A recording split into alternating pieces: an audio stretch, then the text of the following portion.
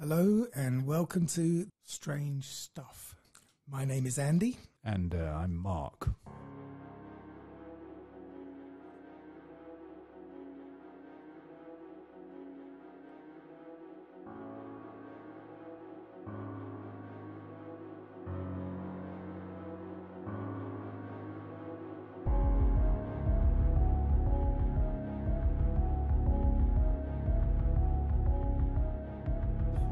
I can't believe it. I just looked over to see what the clock was like and we haven't been recording.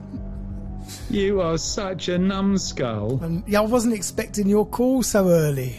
Well, what do you mean? It's now bloody 1:15. Oh dear. You're supposed to be the producer of this technological wizardry. You have to remember to press the bloody button. And you forgot to do the intro. Do-do-do-do-do-do-do-do. No, the intro I never do. It's pre-recorded. Well, that's pretty bloody useless. It is, isn't it? So we have to start again? Yes, technically. It's lucky I've nearly got dementia. Because Yeah. I've probably already forgotten most of what you said. I've used some of my best material up. Well, I hope not. God, dear. I was looking forward to an early dinner. Go on, then. Oh, well, all that stuff now that we you've got- talked about before, though. Now you've got to remember. Do you even remember what the subject is we're talking about today? Well, I think we could possibly talk about UFOs instead. What do you mean? No, we go back to... We got to knock them out. Knock them out in order. Okay, today we're going to talk about immortality, or as close as we can get to it. Damn right, I'm planning on it. Yeah, unfortunately, as you'll find out later, you probably don't qualify. Qualify? Oh, yes. Well, there's a point scoring system. There for those definitely that is. There definitely is. And we'll come to that. But first, we're going to talk about a historical case, which is the case of Saint Germain, the Immortal Count. Go for it. I've heard it all before, but I'm happy to listen to it again. I know you have, because I told it to you before I pressed the fucking record button.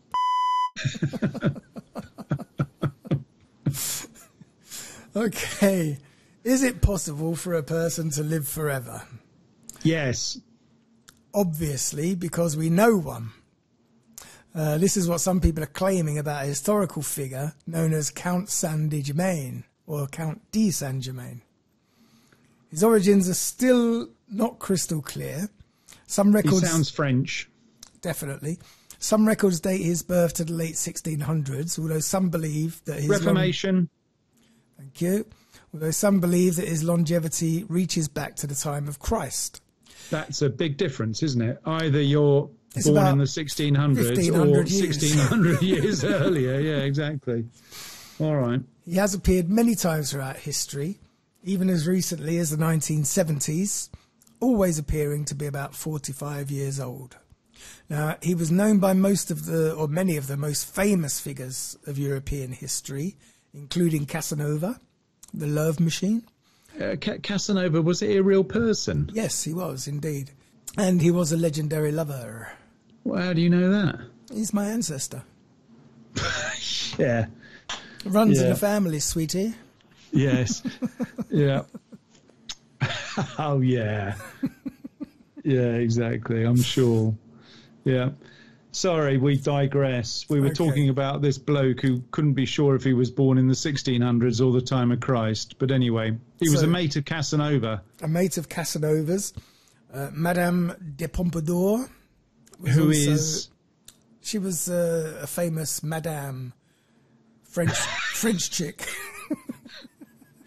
When you, You know, mention Madame these de names, Pompadour, it's she better wa- if that people might actually recognise them. You had a house in France. You've lived in France. I haven't had How a can house you- in France. How can you not know of Madame de Pompadour? I don't know.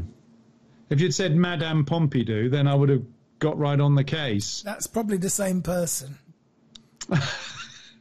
Well, I know. Well, the Pompidou Centre in Paris and all of that malarkey. Yes. But there's an R on the end of her name, Madame Pompadour. I haven't got my Google skills with me today, so I can't check out. Anyway, carry on. Well, Madame Pompadour. With the late start to our recording, we can't afford you to be Googling. No, you're right. You're right. My dinner's going to be ready in 30 minutes. You better speed this up. Oh, dear. I had a complaint about you, actually, at work today. What? Yeah, one guy said, your friend's in such a rush to do these recordings. In fact, he likened you to Joe Biden at a military funeral. Well, I was going to say, if he spent any time having conversation with you, he'd understand why you want to rush through them. Anyway, he was also known to Voltaire. Yeah. King Louis XV. Maybe you know who he is. I know who Voltaire was. Louis XV, he has a good brandy named after him, funnily enough. I think Remy Martin would do a Louis XV. Anyway. I wouldn't know. I'm basically teetotal. Where is your goldfish bowl of wine? Have you skipped it? Yeah, there's no wine tonight. Really? Yeah. Oh, of course it's... No. Hang on a second. Well, there normally is on a Thursday. No, I'm just choosing not to today. All right. I'm saving myself for Saturday. What, are you out again on Saturday? Oh, I've got this works thing on Saturday. Ah, yes, your femme camp or something. Yeah, out in the forest with a bunch of fellas doing sauna. It sounds absolutely non-suspicious and not dangerous at all.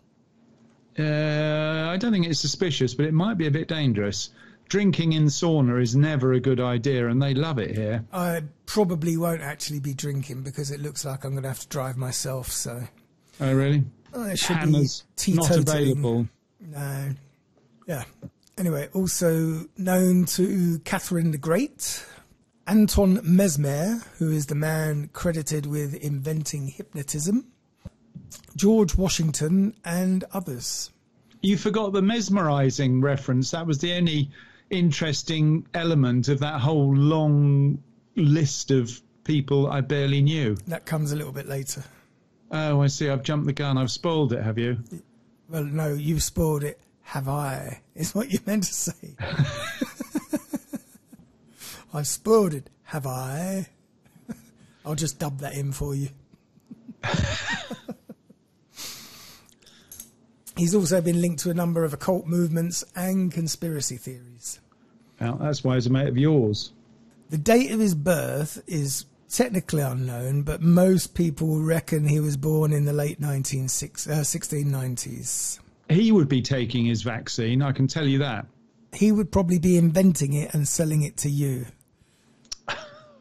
A genealogy compiled by Annie Besant for her co-authored book, The Comte de Saint-Germain, The Secret of Kings, asserts that he was born the son of one Francis Rákóczi II, Prince of Transylvania, in 1690. And what we do know for certain is that he was an accomplished alchemist, which meant, among other things, that he could turn heaps of metal into pure gold. Nonsense. Well, the evidence is clear to see. Yeah. And if that wasn't a neat enough trick already, the Count also claimed to have discovered the secret of eternal life. Between 1740 and 1780, Saint-Germain, who was quite a celeb in those days, travelled extensively throughout Europe, and in all that time he never seemed to age. Now, I don't want to be picky, but can I just double check you have actually pressed the record button this time? Because I don't want to listen to this nonsense a third time. We're definitely recording. All right, carry on. If that... those people who met him were astonished by his many abilities and his peculiarities. For instance, he spoke 12 languages, which is quite a feat for anybody. Yes. He could play the violin like a virtuoso. Yeah. Also not easy. Took me weeks to learn that. He was an accomplished painter. And wherever he travelled, he would always set up an elaborate laboratory, presumably for his alchemy work. That sounded very much like lavatory, but I think you mean laboratory. I definitely said laboratory. And where do you come from? America? laboratory. Thank you. If that makes you happy. Yes. He seemed to be a man of great wealth, but was not known to have any bank accounts. And it's presumed that his wealth was due to his ability to transmute base metals into gold, although nobody ever saw him actually do it. Yep. There's a surprise. But wait. He dined often with friends because he enjoyed their company, but he was rarely seen to eat anything apart from oatmeal. He subsisted, it was said, on a diet of just oatmeal. Porridge. I told you. Yes. It's not good for you. It is. He lived till 1970, this bloke. Porridge is the answer. He prescribed recipes for the removal of facial wrinkles and for the dyeing of the hair. Thank you. Which possibly contributed to his always looking 45, but in the 1700s, I'm not certain that a man of 80 would pass as a man of 45, even with several Katie Price type facelifts and movie makeup. Katie Price. No, but I mean, you know, we're talking about the late or the early 1700s. It doesn't take much to fool people. I mean, if you dye your hair and you get rid of your wrinkles, you could fool anybody that you're 45. Can you imagine what a 45-year-old looked like? They're near to death. We just discovered that the average life expectancy was about 40. So most people were just past death at that stage. Well, especially with your pox scars and exactly your syphilis walk. Warts. Anyway, so I don't think it's that incredible. But, you know, good on him if he fooled a few people with a bit of hair dye and wrinkle cream. He also loved jewels, and much of his clothing, including his shoes, was studded with jewels. And as a by-the-by, he'd perfected a technique for painting jewels, trapping their refracted light and reflections to a very high degree. I'm going to check out this bloke on my art app, see if there's anything that people recognise. One trick that he claimed to be able to do was he was able to fuse several small diamonds into one large one. He also said he could make pearls grow to incredible sizes. Now, I think the diamond trick was probably a scam, a bit like the 3-card trick or Find the Lady. I think he took your several small diamonds and handed you back a rather large diamond, which wasn't a diamond at all. Which would explain You're not very his trusting, great wealth. are you, Andy? You're not very trusting of these I'm very people. trusting, but I'm also I'm from London. I know the scams. You've been the victim of many, have you? No, but I've definitely been involved in a scam or two.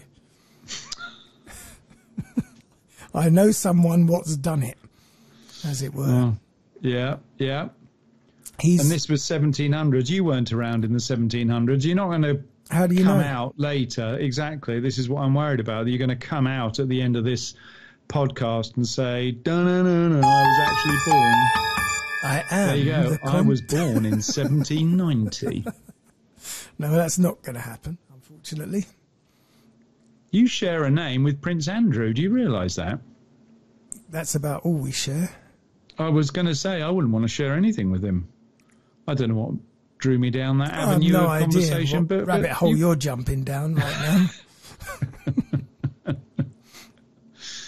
But back to the Comte de Saint-Germain. Yes. He's been linked with several secret societies, including the Rosicrucians, the Freemasons, the Society of Asiatic Brothers, the Knights of Light, the Illuminati, the Order of the Templars, and the Knights who say, "Nee." I recognise 3 of those. We'll probably Though I'm not a member of any of them. We'll probably go into a couple of those during the course of our career. Oh, yeah. You mean strange stuff? Yes. Absolutely. Illuminati. Definitely. Officially, Saint-Germain died in 1784. But of course, dying is the same as having a bad day when you're the Immortal Count. And he would continue to be seen throughout the 19th and into the 20th century. In 1785, a year after his death, he was seen in Germany with Anton Mesmer, the pioneer hypnotist. Some claim that it was Saint-Germain who gave Mesmer the basic ideas for hypnotism and personal magnetism. And hypnotism as a whole was basically named after Anton Mesmer, and his name, Mesmer, became synonymous with mesmerized or mesmerizing, which is another word for hypnotism. What is personal magnetism you mentioned a second ago? The ability to make people do what you want and to gravitate towards you. It's a form of charm.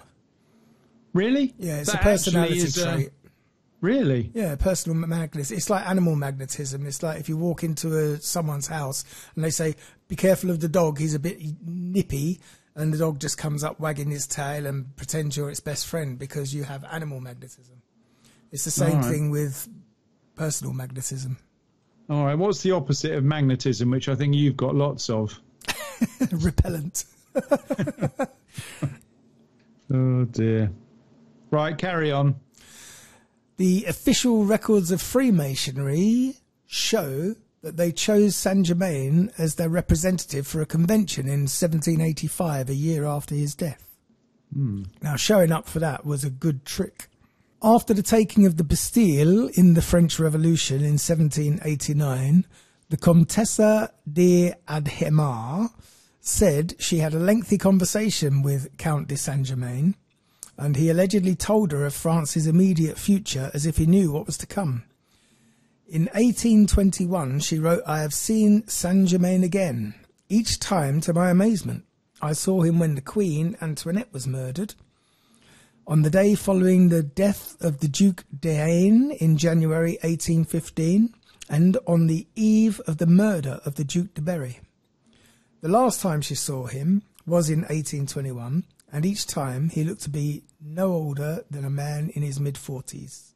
Voltaire, the 18th century philosopher, perhaps best summed up the Count of Saint-Germain when he said, 'This is a man who never dies and who knows everything.'" Well, in spite of him being immortal, I think I've already had enough of him. I hope he's not going to reappear in the 2000s. Well, in the 1970s, a man named Richard Chamfray appeared on television with the claim that he was the Comte de Saint-Germain.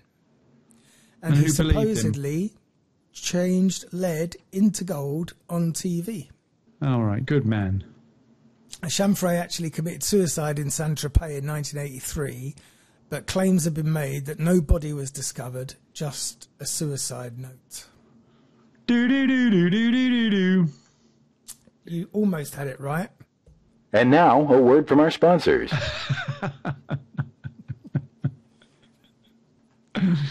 Oh, dear. So that's the story of the Count de Saint-Germain. And so he's a potential for someone, exactly, who claims to be immortal. It all sounds a bit dodgy to me. Yeah. So now we're going to go into present day and the search for immortality and where it's got us so far.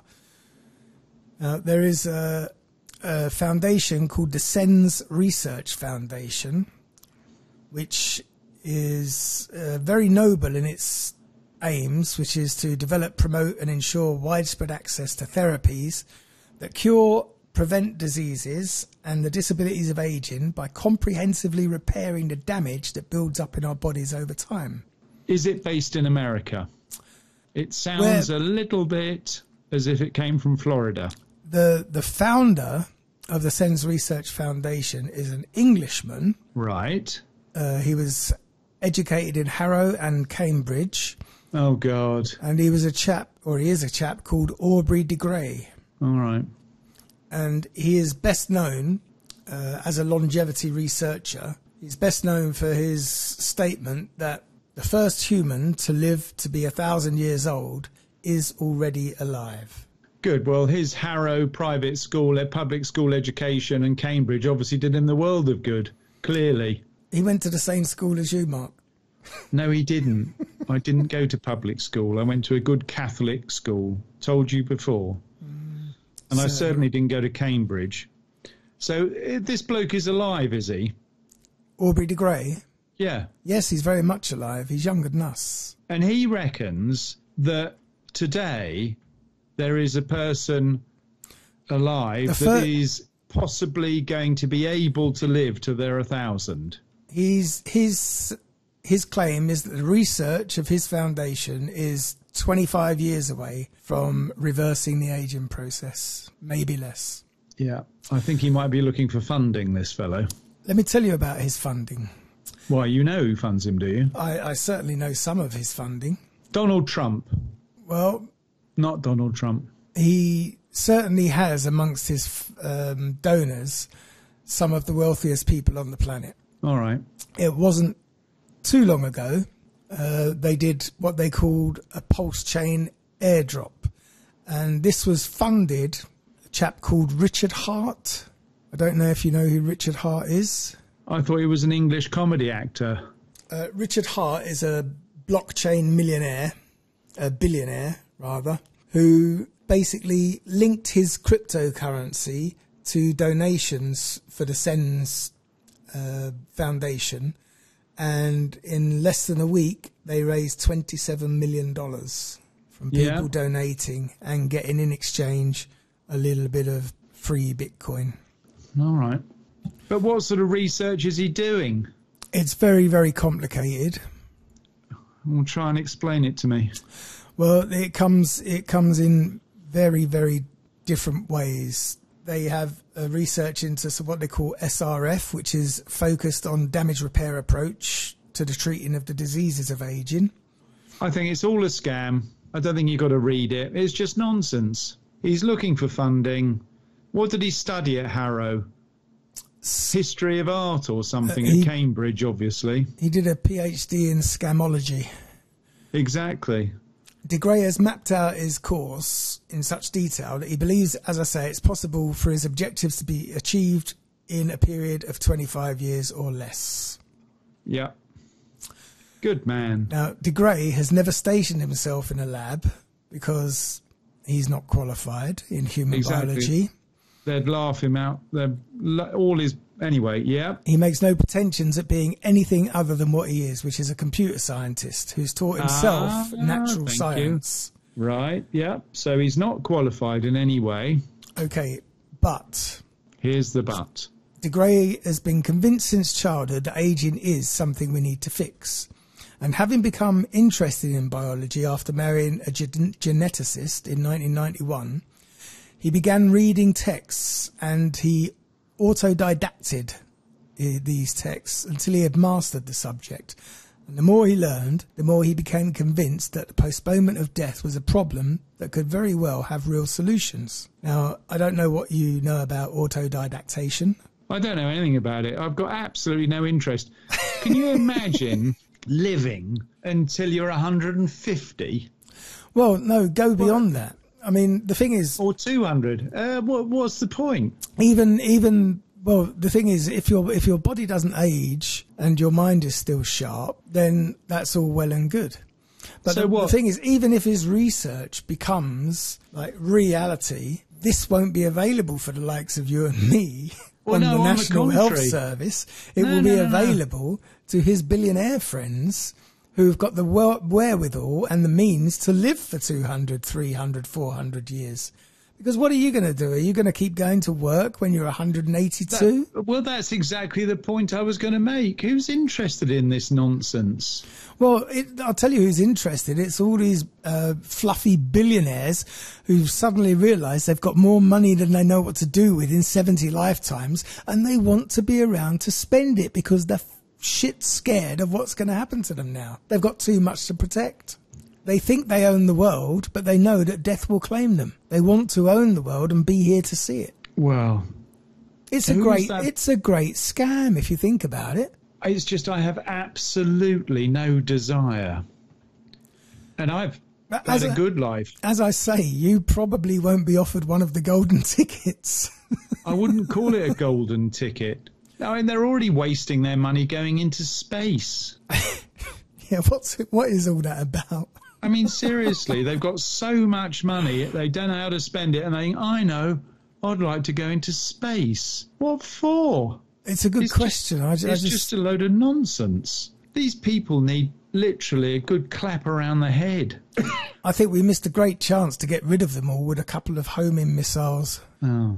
Yeah, it's just madness. In fact, has Elon Musk been up into space? Richard Branson has. Who was that other idiot? The Amazon idiot. He went up into space. Bezos went into space. Well, technically neither of them went up into space. No, exactly. It was just all a nonsense. It was just all a cock massage. Yeah, it's ridiculous. No, in fact, Elon Musk hasn't been into space, has he? No, funny enough, he's not stupid enough to go up in one of his own rockets. He's seen them. Well, you say that. He has actually sent a number of people up into space in his rockets. Isn't it his rockets that NASA use? I don't know about that. Yeah. I know he's sent up satellites. I'm not sure about human beings. No, I'm sure he's sent up humans to the space station. I don't know. Yep, check it out. No, because that would involve research, and that's not my strong suit. No, you're right, of course. Anyway, so good luck to Jeff Bezos if he wants to live forever. I mean, what is the point? Idiot. He doesn't know what to do with his current life. He's flitting that all away. Even his missus left him. Can you imagine how bad Jeff Bezos has to be when he's worth that much money and your wife still leaves you?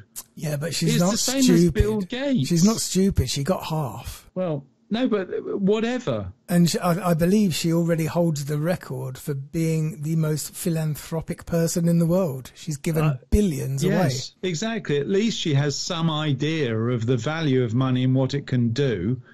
Even Bill Gates' missus. How useless can Bill Gates be as a husband when you got that much money and your wife still leaves you? Well, I don't think money protects you against becoming a complete prick.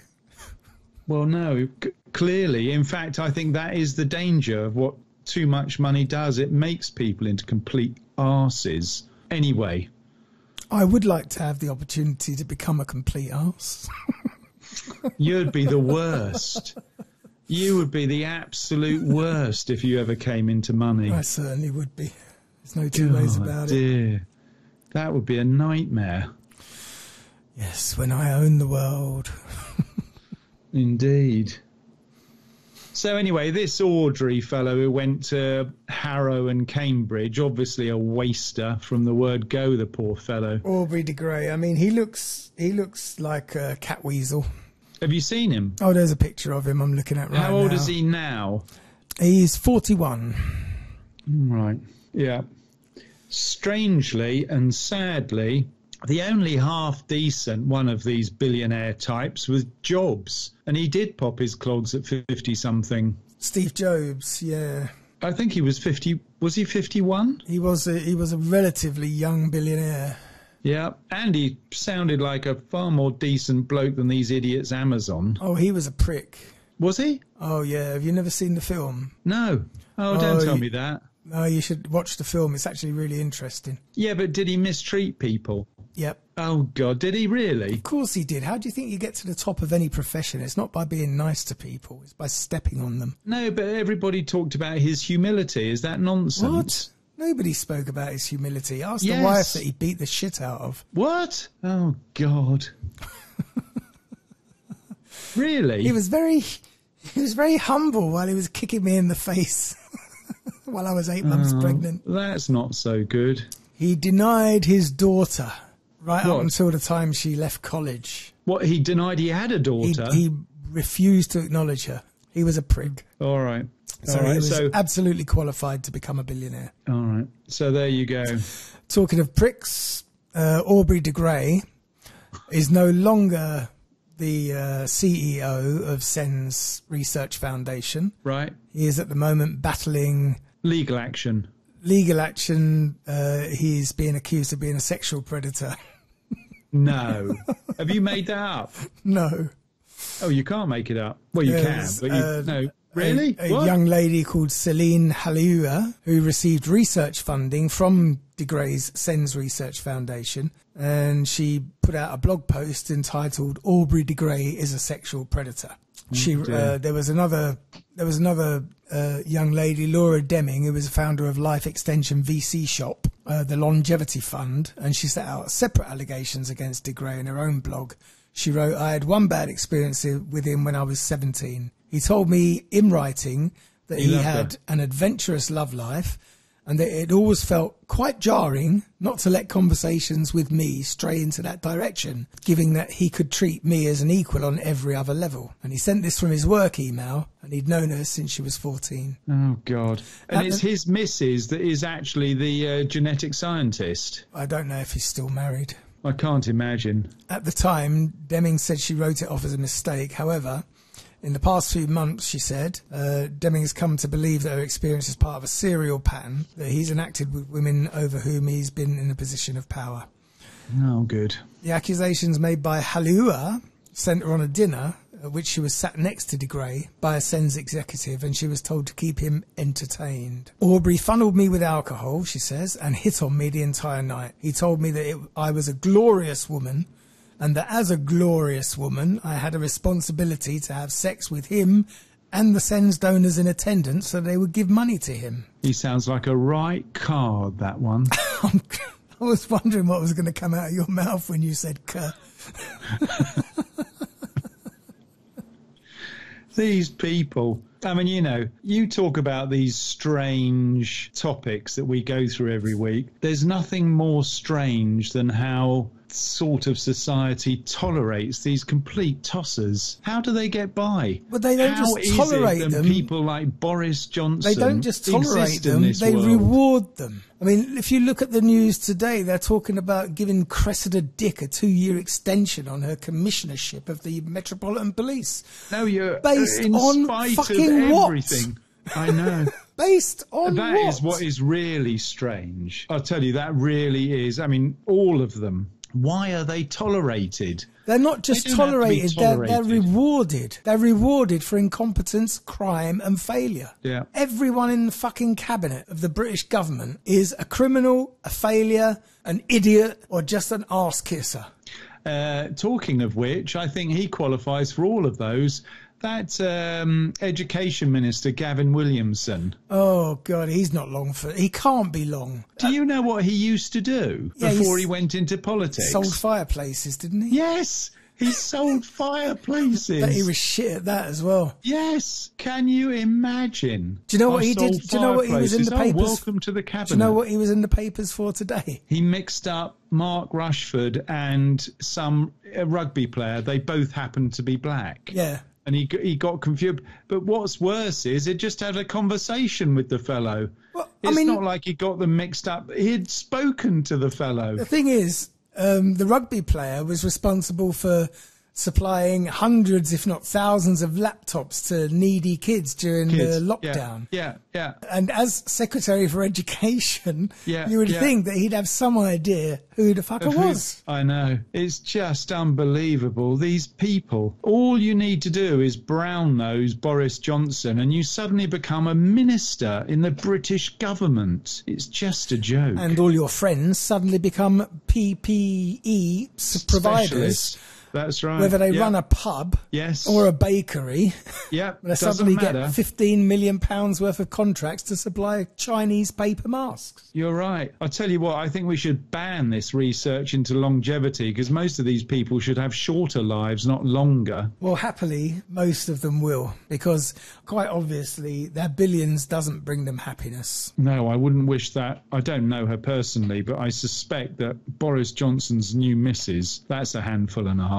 I reckon she is a proper nightmare. Oh, and she's preggers again. Oh, for fuck's sake. They've only just pumped out one more leech on society. No, I think they have. And, you know, I mean, how can you elect a prime minister who refuses to say how many children he's got? It's pretty basic. It's sort of like an innocent question. How many children have you fathered, Boris? I'd rather not say. I mean, what? It's because he doesn't know. Well, yeah, that's the strangest thing of all. How these people are tolerated, I just don't know. Thank God I live on an island in the arse end of nowhere.